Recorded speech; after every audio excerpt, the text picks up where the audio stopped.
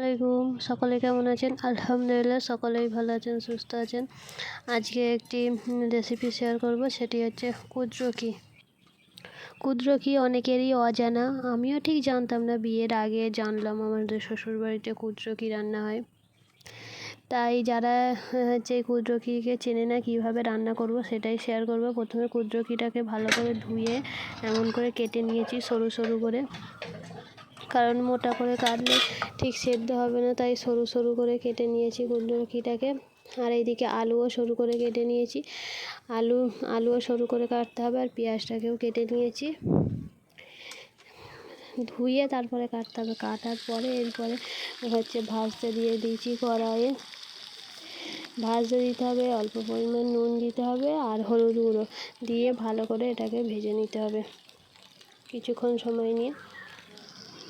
আর ভিডিওটা না কেটে পুরোটাই দেখবেন, রেসিপিটা আশা করছি সকলেরই ভালো লাগবে। এদিকে কুদ্রুকি ভাজাটা হয়ে এসছে, এমন ভাজাটা ঠিক এইরকম হবে। ভাজার পরে তারপর রান্না হবে।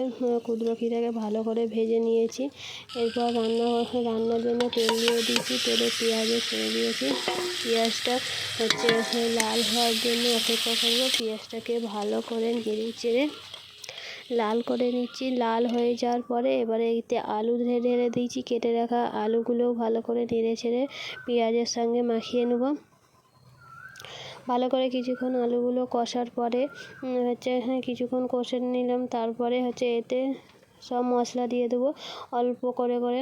একটু হলুদ গুঁড়ো দিয়ে দিচ্ছি, হলুদ গুঁড়োর পরে একটু নুন দিয়ে দেবো, নুন আর লঙ্কা গুঁড়ো দিয়ে ভালো করে আলুর সঙ্গে কিছুক্ষণ সময় নিয়ে মশলাটাকে কষে নেব। আর যদি রেসিপিটা ভালো লেগে থাকে লাইক করবেন, শেয়ার করবেন, আর প্লিজ কমেন্ট বক্সে আপনাদের মতামত জানাবেন যে কেমন লাগলো। আর চ্যানেলটাকে সাবস্ক্রাইব করে দেবেন। আপনাদের পাশে থাকা খুবই জরুরি। আমরা যদি একে অপরের পাশে থাকি তবেই তো এগিয়ে যাব, তাই আপনারা পাশে থাকবেন। আর এখানে আলুটাকে কষতে কষতে অল্প করে পানি দিয়ে কষার পরে এবারে ভেজে রাখা কুদ্রুকিটা এর মধ্যে ঢেলে দেবো। আলুর মধ্যে ঢেলে দিয়ে ভালো করে কুদ্রুকিটা আলুর সঙ্গে মাখামাখি করে নেবো, যাতে আলু আর কুদ্রুকি দুটোই মিশে যায়। তাই ভালো করে কুদ্রুকি আর আলুটা কিছুক্ষণ সময় নিয়ে পানি দিয়ে কষে নিচ্ছি।